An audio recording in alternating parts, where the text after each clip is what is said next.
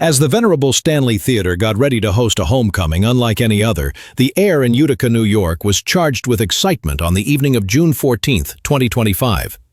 The Voice Season 26 champion, Sofronio Vazquez, the first Filipino and Asian male, was heading back to his new community, which had welcomed him as one of its own when he arrived from the Philippines in 2023.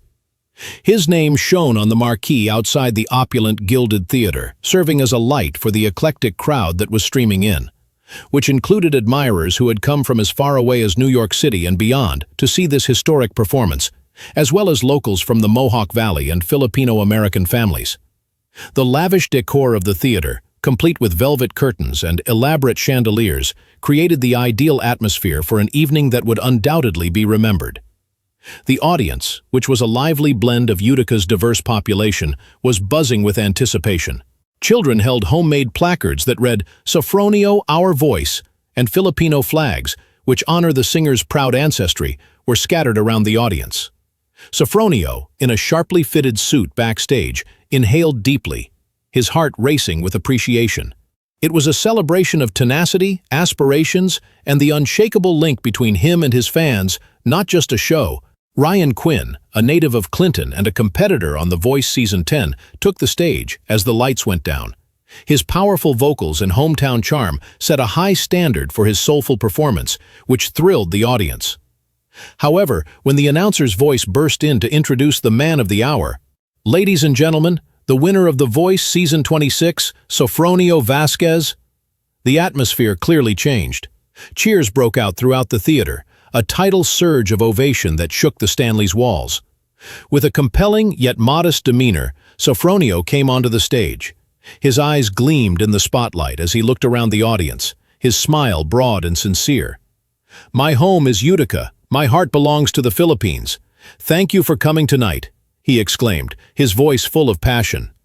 The audience's love was evident as they yelled back. From his early years in Misamis Occidental, where music provided him with solace in a house without a bed or plumbing, to this magnificent platform in a city that had accepted him as family, Sofronio's journey was complete.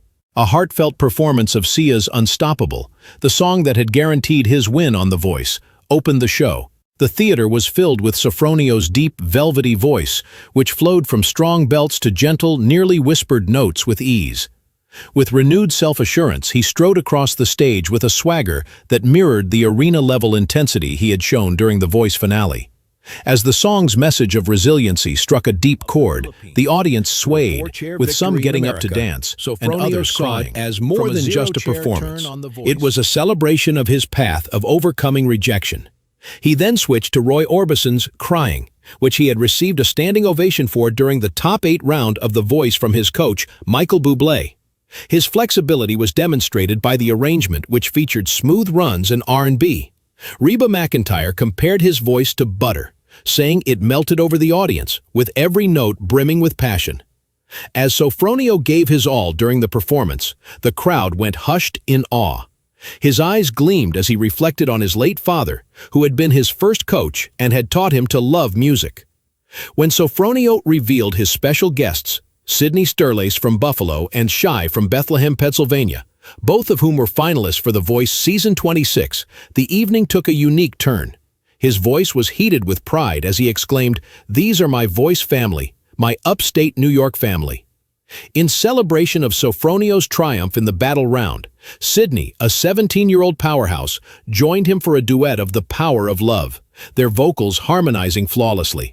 A performance of Sting's "Every Breath You Take," which Sofronio had played during the Voice Live events, gained depth from Shai's soulful edge. Under the musical direction of Troy Loretta, an award-winning Filipino-American director who had collaborated with David Foster and Ariana Grande, the trio's chemistry was explosive and their voices blended together. Sofronio's humility was evident as he related tales of his journey in between songs. He talked about his father's steadfast support and his early years in the Philippines when karaoke nights with neighbors served as his first stage. His voice caught as he remarked, "My dad used to watch me sing on Tawaging Tanghalan. I know he's watching tonight even though he's not here." He hoped his mother Aida to America for a better life, and he dedicated his next song, "A Million Dreams," from The Greatest Showman to her, Though some of the softer sections had a faint tremor of emotion that only made him more endearing to the audience, the performance was a highlight with his voice and it was a clinic in flexibility.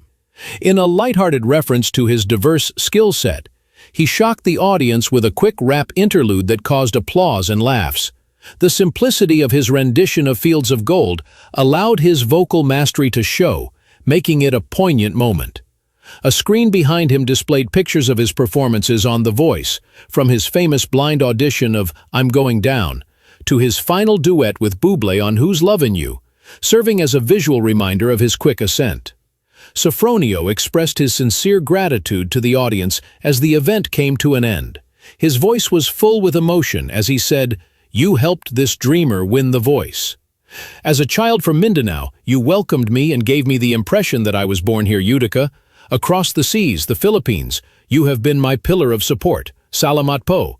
With deafening cheers, the crowd jumped to their feet. He invited Ryan Quinn, Sydney and Shai to perform a powerful group rendition of the song That's What Friends Are For, which had received millions of views on the internet as part of the encore. In an appropriate celebration of connection and community, the theater transformed into a sea of dancing hands and singing voices. Sofronio stood in the middle of the platform, tears running down his cheeks as the last notes faded. Never before has the Stanley Theater, which had hosted innumerable performances, felt so vibrant.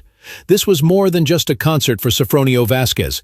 It was a love letter to his roots, his new home, and the aspirations that brought him from a little Philippine village to the international scene.